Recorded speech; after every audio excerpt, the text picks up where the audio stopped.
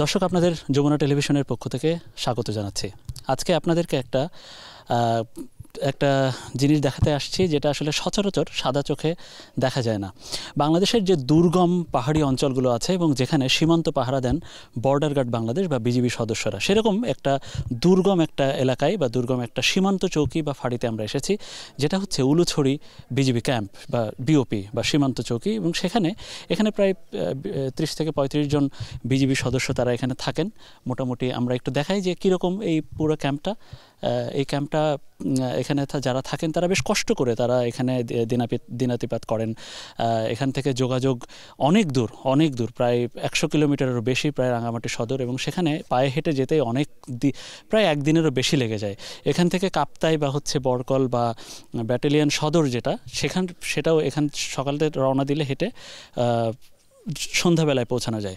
তো একটা বড় প্রশ্ন যে এই মানুষগুলো বা এখানে যারা থাকেন বিজিবি সদস্যরা বা ক্যাম্প কমান্ডার থেকে শুরু করে অন্যান্য উচ্চপদস্থরা, তারা আসলে তাদের বাড়ি কিভাবে যোগাযোগ করেন। একটা সময় ছিল যারা দিনের পর দিন যোগাযোগ করতে পারতেন না, চিঠির মাধ্যমে বা অন্যান্য মাধ্যমে বা শহরে হেঁটে গিয়ে, কখনো বাজার করতে গিয়ে বা অন্যান্য কোনো সময়ে গিয়ে তারা আসলে যোগাযোগ করতে পারতেন। কিন্তু এখন সেই প্রযুক্তিটা অনেক সহজ হয়েছে। আমার পেছনে একটা অ্যান্টেনা দেখতে পাচ্ছেন, এই অ্যান্টেনাটা হচ্ছে স্যাটেলাইট অ্যান্টেনা বা ভিস্যাট বলে তারা। এই প্রযুক্তিটা এখান থেকে এটা সরাসরি গেছে, এই অ্যান্টেনার সংযোগটা সরাসরি গেছে বঙ্গবন্ধু স্যাটেলাইটে, এবং এই স্যাটেলাইট থেকে তারের মাধ্যমে আমার সাথে আসলে দেখতে পারবেন, তারের মাধ্যমে এখানে তারা একটা টেলিফোন সেট, সেই টেলিফোন সেটে তারা ব্যবহার করেন। এইটা হচ্ছে এই যে ক্যাম্প, যেটা বিওপি ক্যাম্প বা সীমান্ত চৌকি, সীমান্ত চৌকির সৈনিকদের থাকার ঘর, এরকম ব্যারাক আছে। তো এই ব্যারাকের মধ্যে এই যে দেখুন, এইটা হচ্ছে ভিস্যাট রুম এবং এখানে হচ্ছে ভিস্যাট কর্নার। এটার মাধ্যমে তারা আসলে কথা বলেন এবং পাশাপাশি ওয়াকিটকিও তারা ব্যবহার করেন। ওয়াকিটকি আমরা দেখতে পাচ্ছি এবং আমরা দেখছিলাম যে সৈনিকরা যখন এই ঈদের সময়টা এখানে কাটিয়েছেন, একটা দুর্বিষহ সময়, যে মানুষ পরিবারের সাথে ঈদ করতে চায়, তো সেই পরিবারের সাথে ঈদ তো তারা আসলে করাই হয় না এরকম কাঠ খড় বা রোদ, ঝড়, বৃষ্টি, বজ্রপাতের মধ্যেই এরকম একটা দুর্গম জায়গায় পাহাড়ের উঁচুতে থাকতে হয়। এই স্যাটেলাইট ফোনের মাধ্যমেই তারা আসলে যোগাযোগ করেন পরিবারের সাথে। বেশ মজার, এটা সাধারণত চোখে পড়বে না, বা অন্য কেউ যদি আসতে চান তো তারা আসলে এরকম ক্যাম্পের বাইরে দাঁড়িয়ে থাকতে হবে। কিন্তু আমরা ক্যাম্পের এই ঘোরার সেই সুযোগটা পেয়েছি। তো এইখানে সৈনিকরা থাকেন এবং তারা এইভাবেই যোগাযোগ করেন। আমরা কয়েকজনের সাথে কথা বলেছিলাম, আমরা দেখেছি যে ঈদের শুভেচ্ছা তারা আসলে কীভাবে বিনিময় করেছেন।